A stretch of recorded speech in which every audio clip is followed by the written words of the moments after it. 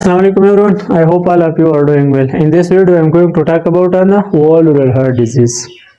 The disease of the mitral stenosis. But before discussing the mitral stenosis, I am going to talk about the walls of the heart. Heart have four large walls. Two are the interventricular walls. Here you can see this is one interventricular wall, and this is the another interventricular wall. These walls connect the ventricle to the atria. This is the tricuspid wall which connect the right atrium to the right ventricle, and this is the mitral wall which is also called the bicuspid wall. This connect the left atrium to the left ventricle.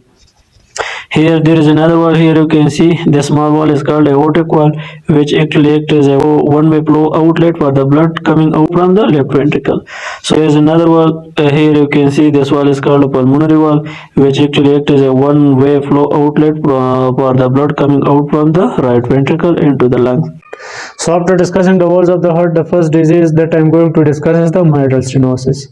So mitral is the left interventricular wall, and stenosis is the nerving. It is the nerving of the mitral wall, or it is the nerving of the left interventricular wall. So here you can see I have drawn a heart here. This is the mitral wall, and this is the tricuspid wall. This is the left interventricular wall, and this is the right interventricular wall.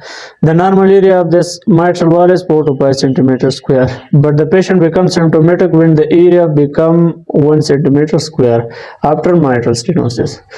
So after coming of blood from the lungs through the pulmonary veins into the left atria, from the left atria the blood come here into the left ventricle, and from the left ventricle then goes to the body through the aorta. When this mitral wall becomes stenosed, the pressure in the left atria will be increases because there is less blood then flow into the left ventricle. So pressure in the size of the left ventricle will be increases due to accumulation of blood here. So when this pressure increases, the pulmonary venous pressure will also increases.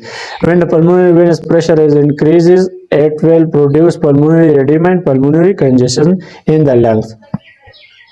The left atrial pressure is elevated, and pulmonary pressure is also elevated due to increase in pressure in the left atrium. So when this pressure or when this mitral stenosis is prolonged, it will result in pulmonary hypertension, and it can also result in right ventricular failure.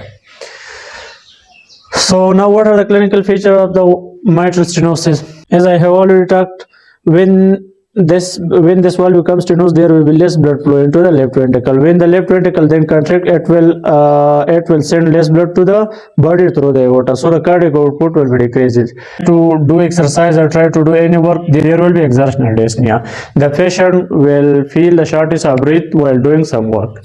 So there will be orthopnea, and there will be paroxysmal nocturnal dyspnea. The patient will feel the dyspnea during the night time, which can awake the patient from the sleep.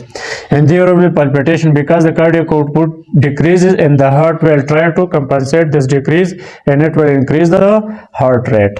And there will be chest pain due to low blood flow to the heart through the coronary vessels.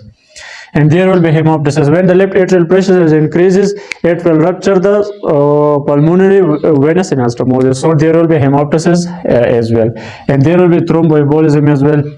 When the size of the left atrium is large due to pressure, it will prone the patient to atrial fibrillation. So whenever there is atrial fibrillation, there is a risk of thromboembolism.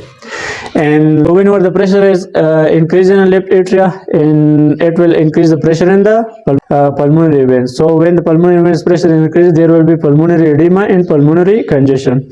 So then blood from the right ventricle into the lung will not flow easily. So it can result in right ventricular failure. So now what are the signs? There will be a special sound when this stenosed wall is open. This special sound is called the opening snaps. When the stenosed mitral wall is opening, it will produce a special sound. This is called the opening snaps.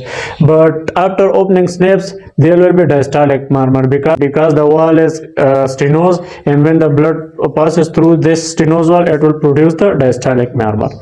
And after diastolic murmur, there will be S1. S1 is the normal heart sound. When the interventricular wall close, it produces a sound which is called S1. And after following S1, there will be S2. S2 is after closing of the aortic and pulmonary wall. Then after S2, there will be opening snaps.